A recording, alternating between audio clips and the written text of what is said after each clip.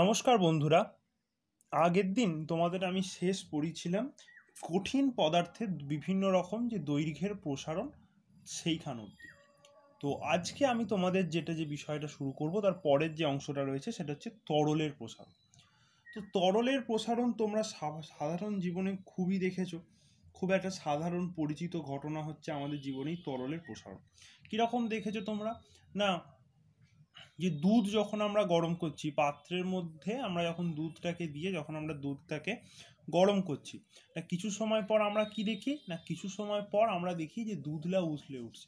এই যে দুধটা উথলে উঠছে, দুধের যে উথলে ওঠার ঘটনাটা, এটাই হচ্ছে তরলের এটাই হচ্ছে প্রসারণ। অর্থাৎ উষ্ণ তাপ দেওয়ার ফলে তরল পদার্থটা প্রসারিত হচ্ছে, এবং সেই তাপ দেওয়ার ফলে তরল পদার্থটা প্রসারিত হচ্ছে বলেই দুধটা উথলে উঠছে। তো এই যে বিষয়টা, এটাই হচ্ছে তরলের প্রসারণ। তো প্রথমেই আমরা জানবো যে তরলের প্রসারণ কাকে বলে, তরলের প্রসারণের সংজ্ঞা।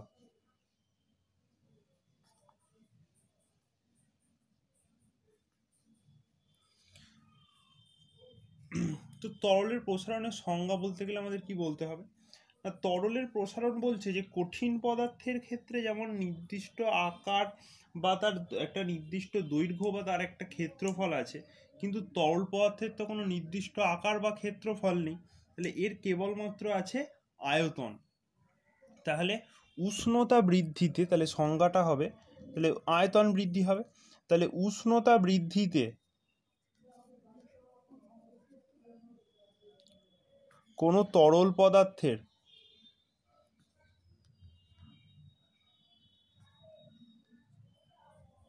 উষ্ণতা বৃদ্ধিতে কোনো তরল পদার্থের আয়তনের যে প্রসারণ হয়,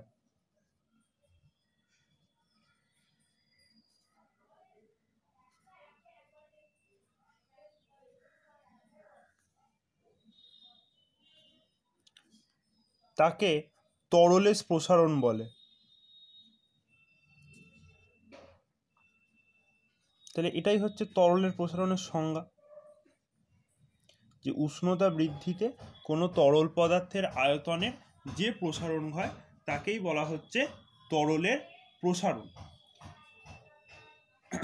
এবার হচ্ছে তরলের তো না হয় প্রসারণ হবে, কিন্তু তরল পদার্থের তো কোনো নির্দিষ্ট আকার বা আয়তন নেই।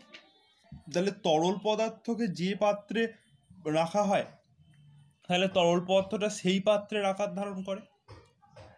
এরপর তরল পদার্থটাকে যে পাত্রে রাখা হয়, তরল পদার্থটা যখন সেই পাত্রেরই আকার ধারণ করছে, এরপর যখন তরল পদার্থটাকে উত্তপ্ত করা হয়, তখন শুধুমাত্র তাহলে সেক্ষেত্রে কিন্তু শুধুমাত্র তরল পদার্থটা উত্তপ্ত হবে না, তরল পদার্থের সাথে সাথে যে পাত্রে দ্রব্যটাকে রাখা হয়েছে সেই পাত্রেরও প্রসারণ ঘটে। আচ্ছা, তরলের প্রসারণের ক্ষেত্রে এই বিষয়টা কিন্তু আমাদের খুব মন দিয়ে মনে রাখতে হবে যে তরলের যখন প্রসারণ হবে, তরলের কোনো নির্দিষ্ট আকার বা আয়তন নেই। তরলের ক্ষেত্রে নির্দিষ্ট আকার ও আয়তন নেই।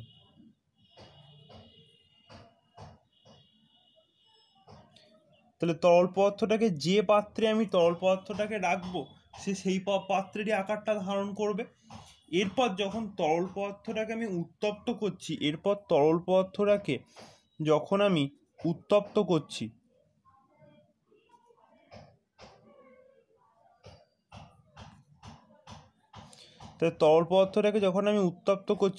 তখন তরলের সাথে সাথে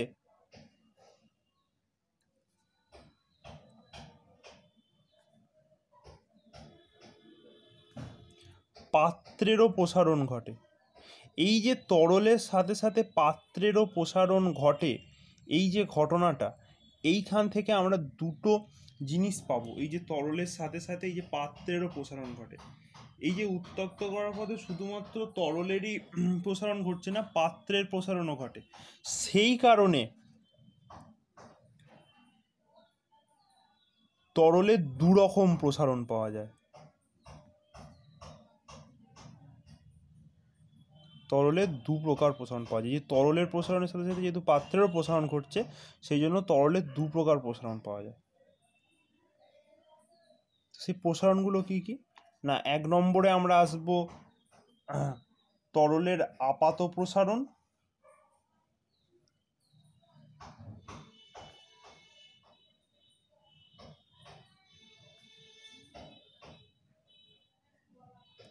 আর 2 নম্বর আসবো তরলের প্রকৃত প্রসারণ।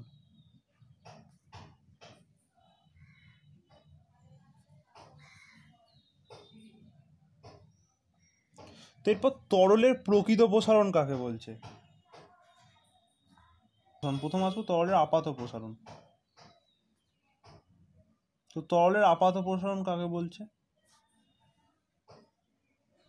না, তরলের আপাত প্রসারণ বলছে যে পাত্রের প্রসারণকে উপেক্ষা করব, অর্থাৎ উত্তাপ দেওয়ার ফলে পাত্রের একটা প্রসারণ হচ্ছে, না পাত্রের প্রসারণকে উপেক্ষা করে তরলের যে প্রসারণ পাওয়া যায়।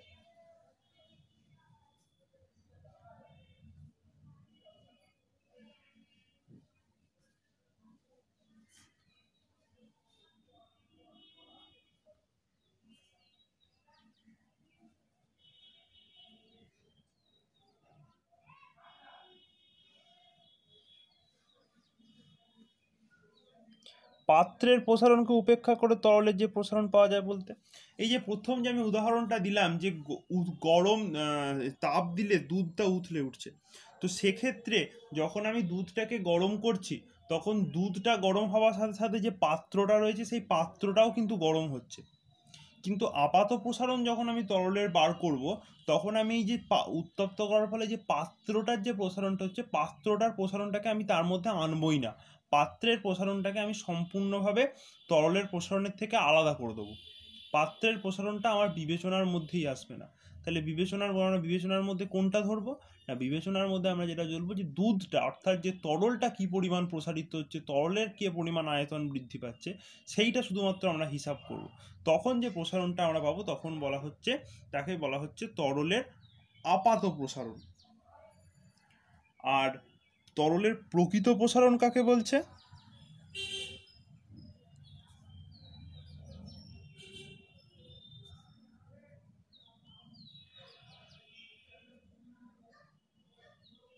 না, তরলের প্রকৃত প্রসারণ বলছে যে পাত্রের প্রসারণকে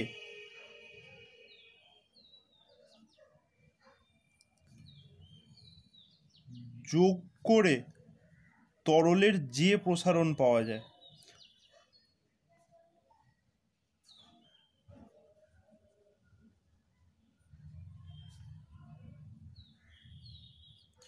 পাত্রের প্রসারণকে যোগ করে তরলের যে প্রসারণ পাওয়া যায় বলতে, অর্থাৎ এই যে দুধটা গরম করছি তখন তরলের প্রকৃত প্রসারণ আমি হিসাব করব, তখন তরলের প্রকৃত প্রসারণ হিসাবে আমাকে ধরতে হবে যে তরলটা যেমন আয়তনে কতটা বৃদ্ধি পাচ্ছে সেটার সাথে সাথে তরলের যে প্রথম ক্ষেত্রে ধরলাম যে তরলের আপাত প্রসারণ, যে তরলটা আয়তনে এই শুধুমাত্র তরলটা আয়তনে কত পরিমাণ বৃদ্ধি পাচ্ছে, সেই তরলটা আয়তনে কত পরিমাণ বৃদ্ধি পাচ্ছে তার সাথে সাথে আমাদেরকে পাত্রের প্রসারণটাকেও ধরতে হবে, দিয়ে যে প্রসারণটা পাওয়া যাবে তাকেই বলা হচ্ছে তরলের প্রকৃত প্রসারণ। কারণ এটা যদি ভাষার মধ্যে একটা যদি সংকেতের মাধ্যমে লেখা হয় তাহলে লিখতে পারবো যে তরলের প্রকৃত প্রসারণ সমান তরলের আপাত প্রসারণ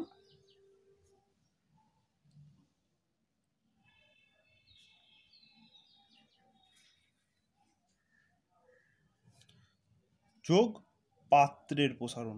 তবেই আমরা পেয়ে যাব তরলের প্রকৃত প্রসারণ জিনিসটা কি। অর্থাৎ তরলের প্রকৃত প্রসারণ সমান হচ্ছে তরলের আপাত প্রসারণ প্লাস পাত্রের প্রসারণ। এরপর যেহেতু তরলের ক্ষেত্রে দু ধরনের আয়তন প্রসারণ হচ্ছে, এবার আমরা কঠিন পদার্থ থেকেই দেখে আসছি যে কোনো একটা পদার্থের প্রসারণ থাকা মানেই তার ক্ষেত্রে একটা প্রসারণ গুণাঙ্ক থাকবে। প্রত্যেকটা পদার্থের ক্ষেত্রেই যাদেরই প্রসারণ হয়েছে তাদেরই একটা করে প্রসারণ গুণাঙ্ক আছে। ঠিক সেইভাবেই আমরা বলতে পারি যে তরলের ক্ষেত্রেও তরলের যে দু ধরনের প্রসারণ পেলাম, আপাত প্রসারণ এবং প্রকৃত প্রসারণ, এই দুই ধরনের যে প্রসারণ আপাত এবং প্রকৃত, এই দুই ধরনের প্রসারণের জন্যই তরলের ক্ষেত্রে প্রসারণ গুণাঙ্ক পাবো আমি দুরকম। তাহলে দুরকম গুণাঙ্ক পাবো।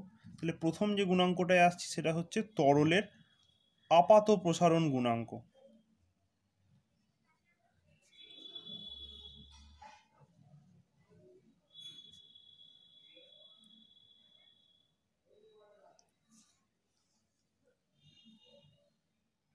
এবার হচ্ছে তরলের আপাত প্রসারণ গুণাঙ্ক। তরলের আপাত প্রসারণ গুণাঙ্ক কাকে বলছে না, 1 ডিগ্রি উষ্ণতা বৃদ্ধির জন্য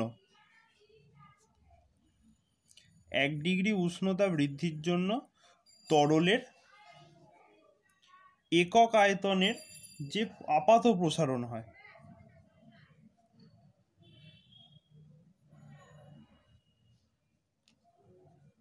মানে যে আপাত প্রসারণ হয়, এই একক আয়তনে বিষয়টা তোমাদের আগেই আমি তরলের দৈর্ঘ্য প্রসারণ গুণাঙ্কের সময় বলেছি যে একক আয়তনে প্রসারণের একক আয়তন বা একক দৈর্ঘ্য বা একক ক্ষেত্রফলে প্রসারণ, এই বিষয়টা বলেছি আগেই তোমাদের আমি। তো তাহলে এখানেও সেই বিষয়টা অনেকটা একই রকম, যে 1 ডিগ্রি সেন্টিগ্রেড উষ্ণতা বৃদ্ধির জন্য তরলের একক আয়তনের যে প্রসারণ হয় তাকেই তরলের আপাত প্রসারণ গুণাঙ্ক বলে। তো এই যে তরলের আপাত প্রসারণ গুণাঙ্ক, এই বিষয়টা কীরকম, তাহলে আমরা ধরে নিচ্ছি যে T1 ডিগ্রি সেন্টিগ্রেড উষ্ণতায় তরলের আয়তন হচ্ছে V1,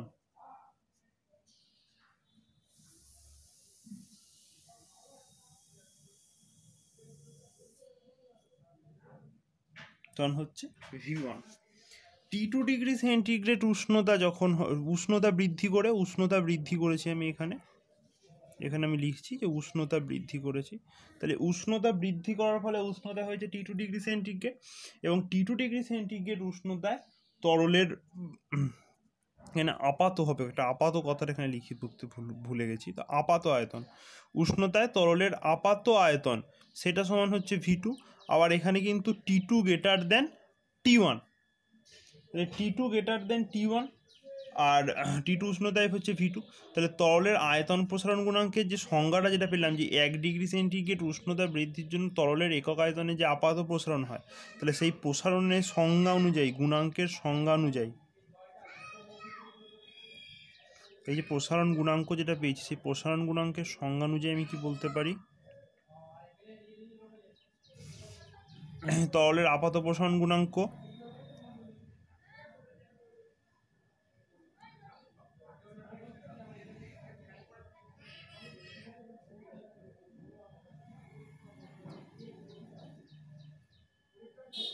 তরলের যে আপাত প্রসারণ গুণাঙ্ক, তরলের আপাত প্রসারণ গুণাঙ্ক মানে কি হচ্ছে, তরলের আপাত প্রসারণ গুণাঙ্ক মানে হচ্ছে আপাত প্রসারণের যে পার্থক্যটা V2 মাইনাস V1 বাই হচ্ছে V1 into T2 minus T1, এবং তরলের এই যে আপাত প্রসারণ এটাকে গুণিত করা হয় গামা এ বা হচ্ছে গামা অ্যাপারেন্ট দ্বারা। এইটা হচ্ছে তরলের আপাত প্রসারণ গুণাঙ্কের যে রাশিমালা। তাহলে আমরা কি লিখতে পারি ওই যে গাণিতিক রাশিমালাটা থেকে, যে তরলের আপাত প্রসারণ গুণাঙ্ক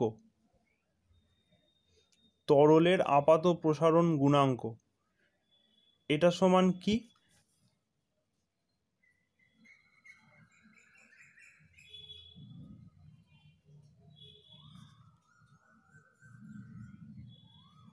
তরলের আয়তনের আপাত প্রসারণ ডিভাইডেড বাই প্রাথমিক আয়তন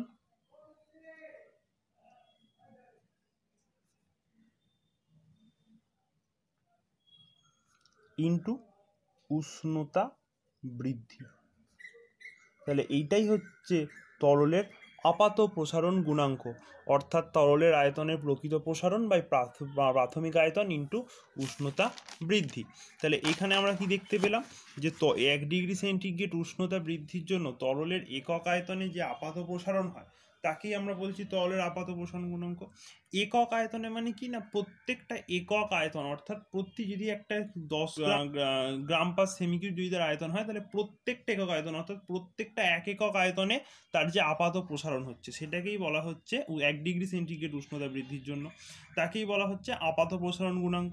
এবং সেই যে আপাত প্রসারণ গুণাঙ্কটা আমরা পেয়েছি, তাহলে আপাত প্রসারণ গুণাঙ্কটা আমরা এখানে লিখে ফেলেছি যে তরলের আপাত প্রসারণ গুণাঙ্ক সমান তরলের প্রকৃত প্রসারণ বাই প্রাথমিক আয়তন ইন্টু উষ্ণতা বৃদ্ধি।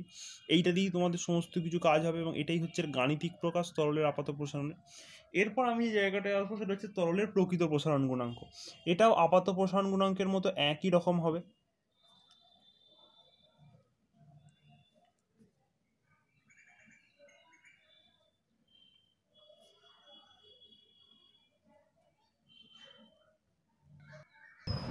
এবার হচ্ছে তরলের প্রকৃত প্রসারণ গুণাঙ্ক। তাহলে তরলের প্রকৃত প্রসারণ গুণাঙ্ক কি বলছে না 1 ডিগ্রি সেন্টিগ্রেড উষ্ণতা বৃদ্ধিতে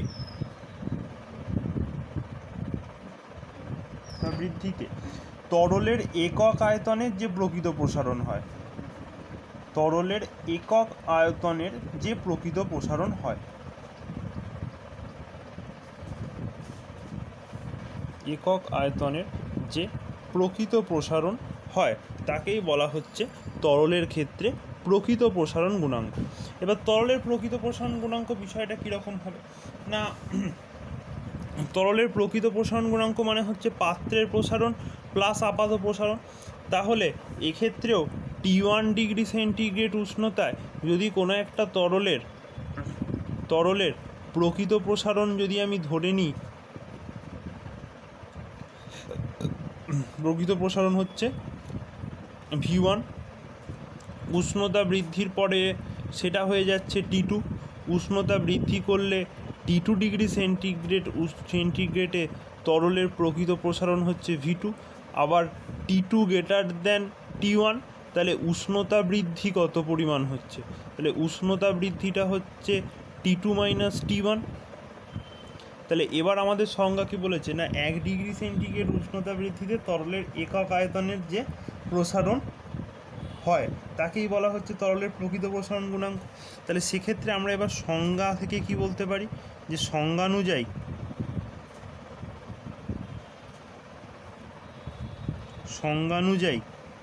তরলের প্রকৃত প্রসারণ গুণাঙ্ক, তরলের প্রকৃত প্রসারণ গুণাঙ্ক, প্রকৃত প্রসারণ গুণাঙ্ক মানে কি না তরলের একক আয়তনের যে প্রসারণ হয়, তাহলে এটা মানে হবে V2 minus V1 into V1 into T2 minus T1। তাহলেই আমরা যেটা পেয়ে যাচ্ছি সেটাই হচ্ছে তরলের প্রকৃত প্রসারণ গুণাঙ্ক। অর্থাৎ যে উষ্ণতা বৃদ্ধি করার ফলে তরলের 1 ডিগ্রি সেন্টিগ্রেড উষ্ণতা বৃদ্ধির ফলে তরলের একক আয়তনে যে প্রসারণ হয় সেটাকে আমরা এইভাবে লিখতে পারছি। এবং এই তরলের প্রকৃত প্রসারণ গুণাঙ্ককে নির্ণয় করা হয় গামা আর বা গামা রিয়েল দ্বারা। তাহলে গামা আর সমান কি লিখতে পারবো না গামা আর সমান লিখতে পারবো যে তরলের আয়তনের প্রকৃত প্রসারণ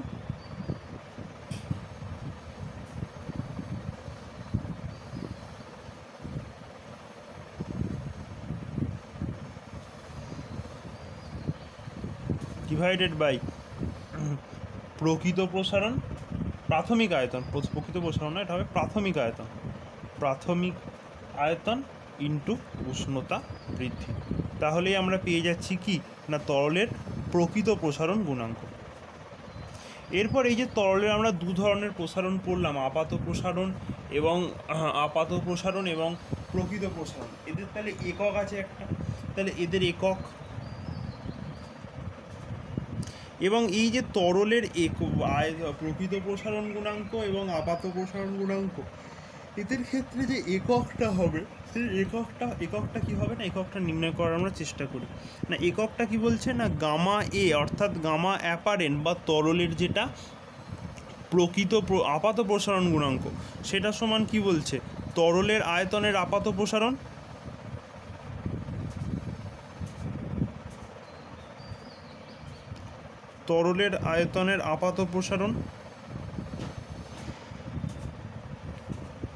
বাই প্রাথমিক আয়তন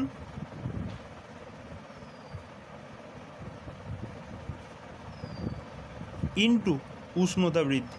তাহলে এক্ষেত্রে আমরা কি দেখতে পাচ্ছি যে দুটোই হচ্ছে আয়তন প্রসারণের একক, তাহলে এই দুটো খুব সহজেই কেটে যাবে। তাহলে কি পড়ে থাকবে 1/, উষ্ণতা বৃদ্ধি।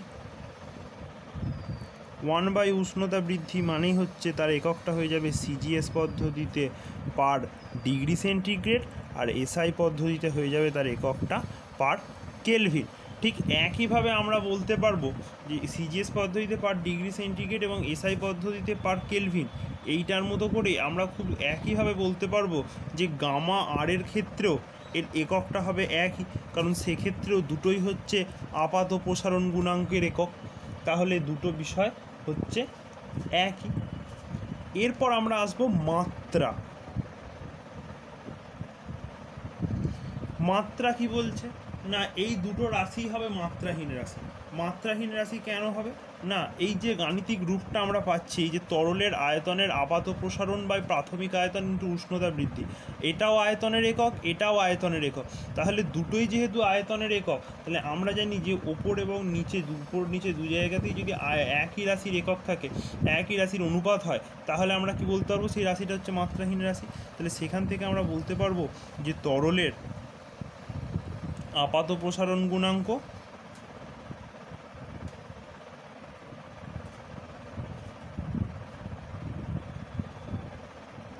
ও প্রকৃত প্রসারণ গুণাঙ্ক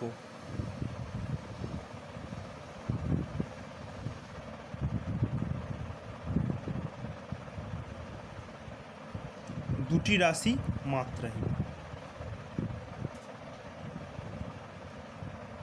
তাহলে তরলের ক্ষেত্রে আপাত প্রসারণ গুণাঙ্ক এবং প্রকৃত প্রসারণ গুণাঙ্ক দুটো রাশি হচ্ছে মাত্রাহীন, সেটা আমরা খুব সহজেই বলতে পারবো। এরপর আমি যে জায়গাটায় আসছি সেটা হচ্ছে তরলের প্রকৃত প্রসারণ এবং আপাত প্রসারণ গুণাঙ্কের মধ্যে সম্পর্ক। তরলের প্রকৃত প্রসারণ গুণাঙ্ক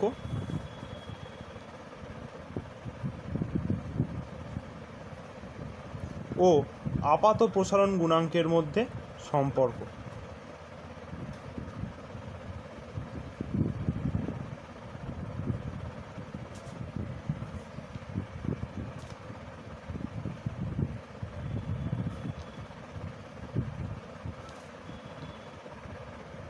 না, তরলের প্রকৃত প্রসারণ গুণাঙ্ক এবং আপাত প্রসারণ গুণাঙ্কের মধ্যে সম্পর্কটা কি না, তরলের প্রকৃত প্রসারণ গুণাঙ্ক, তরলের প্রকৃত প্রসারণ গুণাঙ্ক বা গামা আর বা গামা রিয়াল যেটাকে আমরা বলছি, গামা আর, এটা সমান হচ্ছে তরলের আপাত প্রসারণ গুণাঙ্ক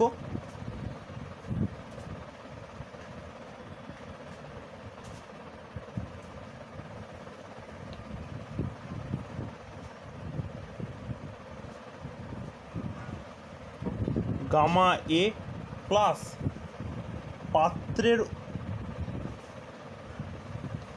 পাত্রের উপাদানের আয়তন প্রসারণ গুণাঙ্ক।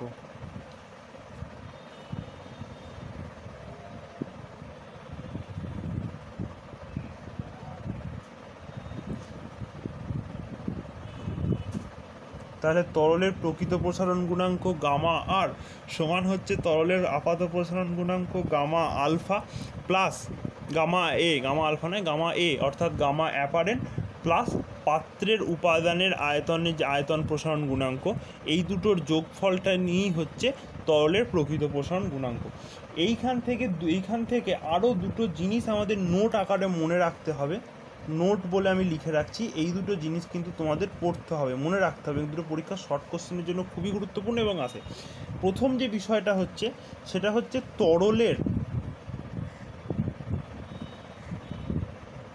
প্রকৃত প্রসারণ যে গুণাঙ্কটা, এটা হচ্ছে তরলের নিজস্ব ধর্ম।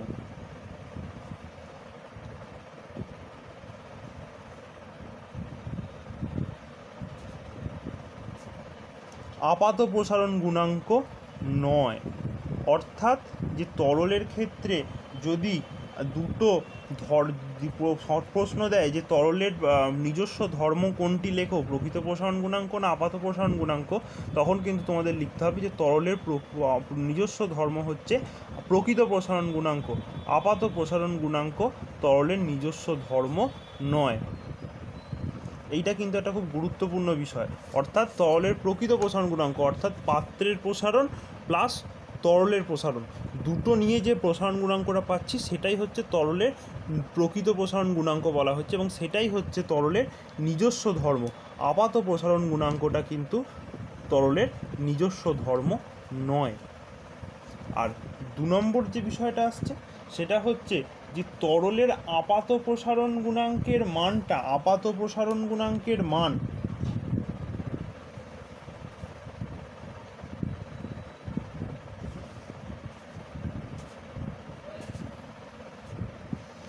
তরলের ক্ষেত্রে আপাত প্রসারণ গুণাঙ্কের যে মানটা বা আপাত প্রসারণ গুণাঙ্কই লিখি এখানে, আপাত প্রসারণ গুণাঙ্ক পাত্রের প্রসারণ গুণাঙ্কের ওপর নির্ভর করে। অর্থাৎ পাত্রটা কি পরিমাণ প্রসারিত হচ্ছে।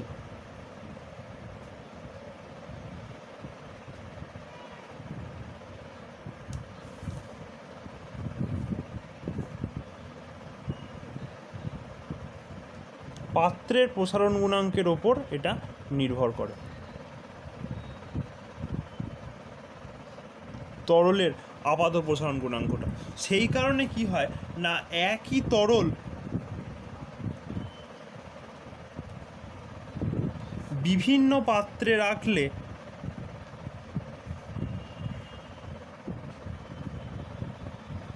একই তরল বিভিন্ন পাত্রে যখনই আমরা রাখবো, একই পরিমাণ তরল সেটাকেই যখন আমরা বিভিন্ন উপাদানের পাত্রে বা বিভিন্ন উপাদানের পাত্রে, বিভিন্ন একই উপাদানের পাত্রে রাখলে হবে না, বিভিন্ন উপাদানের পাত্রে রাখলে তাদের ক্ষেত্রে তাদের গামা এর মানটা, অর্থাৎ আপাত প্রসারণ গুণাঙ্কের মানটা, গামা এর মানটা বিভিন্ন হয়।